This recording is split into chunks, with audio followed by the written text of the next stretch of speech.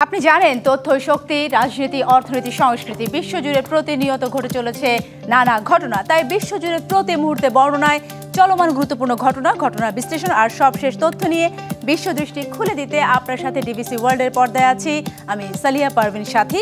শুরুতে জেনে নেব আজকের প্রধান শিরোনাম। আরও 4 জন ইসরায়েলি জিম্মির মরদেহ হস্তান্তর, মুক্তি পেল 1824 ফিলিস্তিনি। হামাস নিরস্ত্র না হলে সর্বনাশ হবে, হুঁশিয়ারি ট্রাম্পের।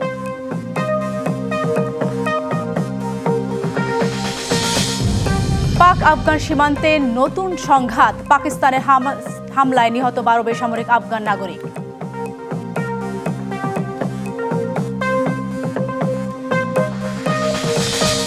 উত্তর পূর্ব ইউক্রেনে রুশ হামলার তীব্রতা বেড়েই চলেছে। খার্কিভ থেকে নাগরিকদের সরিয়ে নিতে জেলেনস্কির জরুরি নির্দেশ।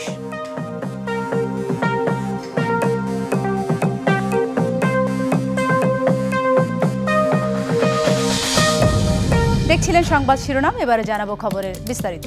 গাজায় যুদ্ধবিরতি ও বন্দি বিনিময় চুক্তিকে নিজের বড় কূটনৈতিক সাফল্য হিসেবে দেখছেন মার্কিন প্রেসিডেন্ট ডোনাল্ড ট্রাম্প। তবে বিশ্লেষকরা বলছেন অন্য কথা। এটিকে অস্থায়ী সমাধান হিসেবে দেখছেন তারা। হামাসের অস্ত্রের মহড়া, গাজায় ইসরায়েলি বাহিনীর অবস্থানকে যুদ্ধ পরিস্থিতির সাথেই তুলনা করছেন তারা। ইসরায়েল ও মিশরের সংক্ষিপ্ত সফরে গিয়ে বিজয়ের আনন্দে ভাসলেন ডোনাল্ড ট্রাম্প। জেরুজালেম ও শর্ম এল শেখে ভাষণে তিনি ঘোষণা দেন গাজার যুদ্ধবিরতি তার জীবনের অন্যতম সেরা চুক্তি। তার উদ্যোগে কাতার, তুরস্ক ও মিশরের চাপে হামাস যুদ্ধবিরতিতে রাজি হয়, ফলে বন্দি বিনিময়ের মধ্য দিয়ে সাময়িক স্বস্তি ফেরে মধ্যপ্রাচ্যে। তবে বিশেষজ্ঞদের মতে এই চুক্তি শুধু যুদ্ধবিরতি, শান্তি নয়। বিবিসির এক প্রতিবেদনে বলা হয় গাজার অর্ধেক অংশে এখন ইসরায়েলি সেনারা অবস্থান করছেন। অন্যদিকে আবারও রাস্তায় মুখোশধারী হামাস যোদ্ধারা। চালানো শুরু হয়েছে বিরোধীদের উপর দমন অভিযান। এতে যুদ্ধবিরতি ভঙ্গের আশঙ্কা দেখা দিয়েছে। বিশ্লেষকদের মতে ট্রাম্পের 20 দফা পরিকল্পনায় গাজাকে নিরস্ত্রীকরণ ও আন্তর্জাতিক তত্ত্বাবধানের প্রস্তাব থাকলেও বাস্তবায়ন এখনও অনিশ্চিত। যুদ্ধবিরতির স্থায়িত্ব নিয়ে দেখা দিয়েছে নতুন আশঙ্কা। বন্দি বিনিময়ের মাত্র 24 ঘন্টা পরেই চুক্তিতে ফাটল দেখা দিয়েছে। হামাসের দাবি ইসরায়েলের ধ্বংসস্তূপে তাদের কবর শনাক্ত করা কঠিন হয়ে পড়েছে। ইসরায়েল জানিয়ে দিয়েছে হামাস চুক্তি না মানা পর্যন্ত গাজায় মানবিক সহায়তা অর্ধেক কমিয়ে দেবে এবং মিশরের সঙ্গে রাফা সীমান্ত বন্ধ রাখবে। নিহতদের দেহ ফেরত না দিলে বড় রাজনৈতিক ইস্যুতে রূপ নিতে পারে বলে আশঙ্কা করছেন বিশ্লেষকরা। এদিকে যুদ্ধবিরতির মধ্যেই মঙ্গলবার ইসরায়েলি বাহিনীর গুলিতে উত্তর গাজায় 6 ফিলিস্তিনি নিহত হয়েছেন।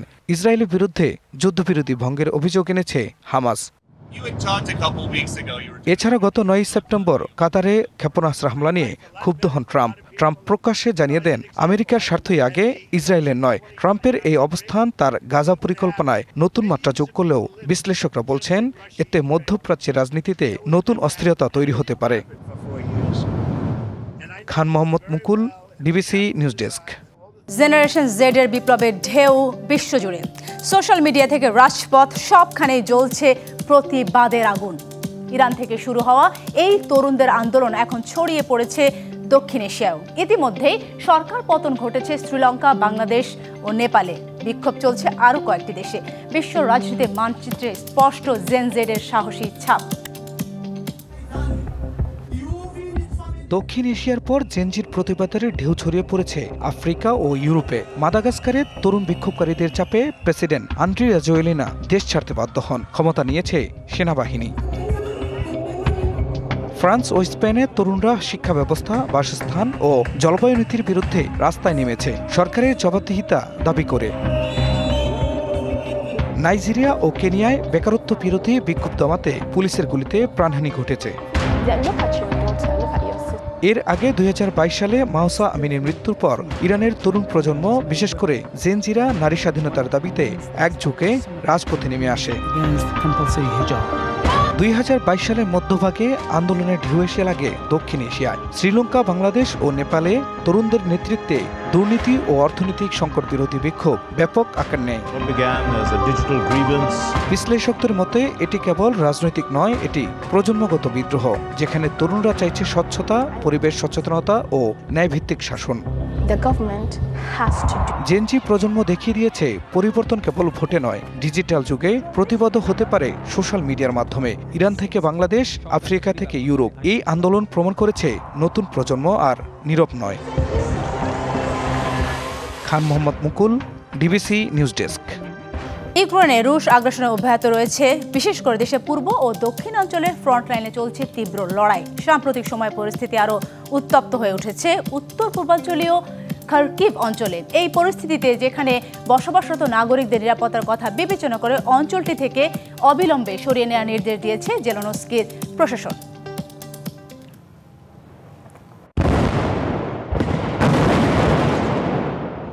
ইউক্রেনের দোনেস্ক অঞ্চলের তোবোপ্রিলিয়া এলাকায় নতুন করে আক্রমণ চালিয়েছে রাশিয়া। অভিযানে বহু স্থাপনা ক্ষতিগ্রস্ত হয়েছে, প্রাণভয়ে এলাকা ছেড়ে পালিয়ে যাচ্ছে অসংখ্য বাসিন্দা।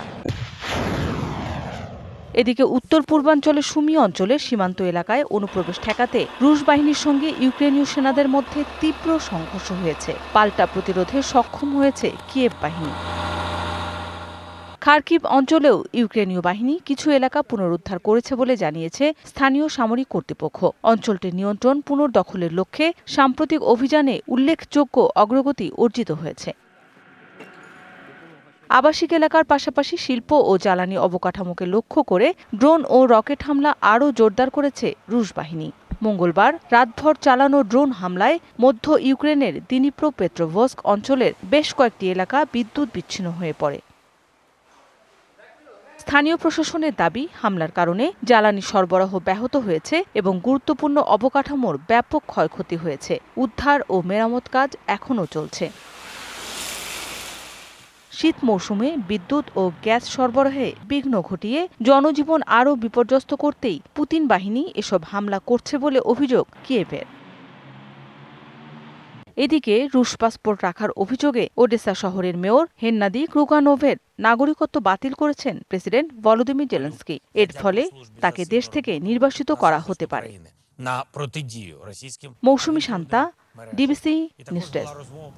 উত্তর আমেরিকার দেশ মেক্সিকোর মধ্য এই পূর্বাঞ্চলে ভয়াবহ বন্যা ও ভূমিধসে মৃতের সংখ্যা বেড়ে দাঁড়িয়েছে 64 জনে। এখনও নিখোঁজ রয়েছে 65 জন, তবে ধারণা করা হচ্ছে মৃতের সংখ্যা আরও বাড়তে পারে। গত সপ্তাহে টানা বর্ষণের সৃষ্ট বন্যা আর ভূমিধসে ব্যাপক প্রাণহানির ঘটনা ঘটেছে দেশটিতে। সেই সাথে বাড়িঘর, রাস্তাঘাট ও সেতু ভেঙে পড়েছে। এদিকে স্থানীয় লোকজন খাবার ও জিনিসপত্র পৌঁছানোর জন্য রাস্তাঘাট পরিষ্কার করছেন। অন্যদিকে প্রেসিডেন্ট ক্লদিয়া শেনবাউম উদ্ধার কাজে সহায়তার জন্য প্রায় 10,000 সেনা সদস্য মোতায়েন করেছেন। এছাড়া উদ্ধার কাজে নৌকা, বিমান ও হেলিকপ্টার ব্যবহার করা হচ্ছে। সেই সাথে বন্যায় বিপর্যস্তদের জন্য জরুরি খাবার ও পানি পৌঁছে দেওয়া হচ্ছে।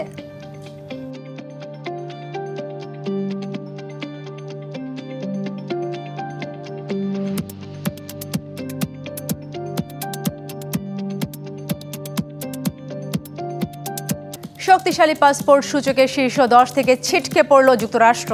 যুক্তরাজ্য ভিত্তিক হ্যানলি পাসপোর্ট সূচক চালু হওয়ার 20 বছর পর এবারই প্রথম শীর্ষ 10 থেকে বাদ পড়ে দেশটির অবস্থান এখন 12তম। এই সূচকে বাংলাদেশের অবস্থান 100তম। অভিবাসন বিনিয়োগের পরামর্শক প্রতিষ্ঠান হেনলি বলছে 2014 সালে যুক্তরাষ্ট্র ছিল সূচকে প্রথম, পরের বছর দ্বিতীয়, গত বছর ছিল সপ্তম, সেখানে এখন নেমে এসেছে দ্বাদশ স্থানে। বর্তমানে মার্কিনরা বিশ্বের 227টির গন্তব্যের 180টিতেই ভিসা ছাড়াই যেতে পারেন। শুধু যুক্তরাষ্ট্র নয়, একইভাবে সূচকে যুক্তরাজ্যের পাসপোর্টের অবনমন হয়েছে। 2015 সালে বিশ্বের সবচেয়ে শক্তিশালী পাসপোর্টটি গত জুলাইয়ে নেমে এসেছিল 6ষ্ঠ স্থানে, আর এই হালনাগাদ সূচকে পিছিয়ে হয়েছে 8ম।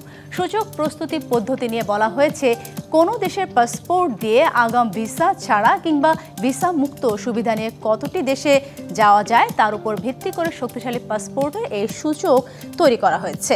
এই ক্ষেত্রে বিবেচনায় নেওয়া হয়েছে বিশ্বের 199টি দেশের পাসপোর্ট ও 227টি ভ্রমণ গন্তব্য।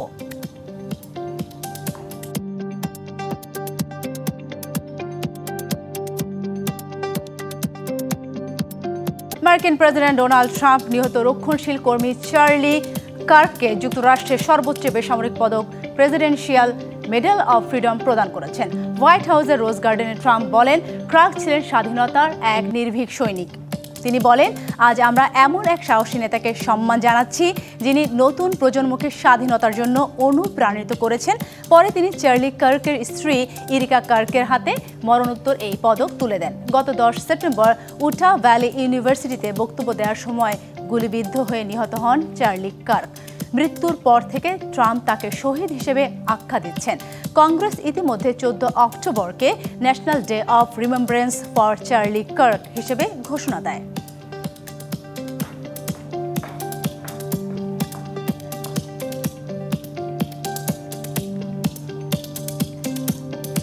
ডিবিসি ওয়ার্ল্ডে এই ছিল এখনকার মতো। ডিবিসি নিউজের সংবাদগুলো পড়তে ভিজিট করুন dbcnews.tv আর ভিজিট করুন ডিবিসি নিউজের ফেসবুক পেজ এবং ইউটিউব চ্যানেল। ডিবিসির সঙ্গেই থাকুন।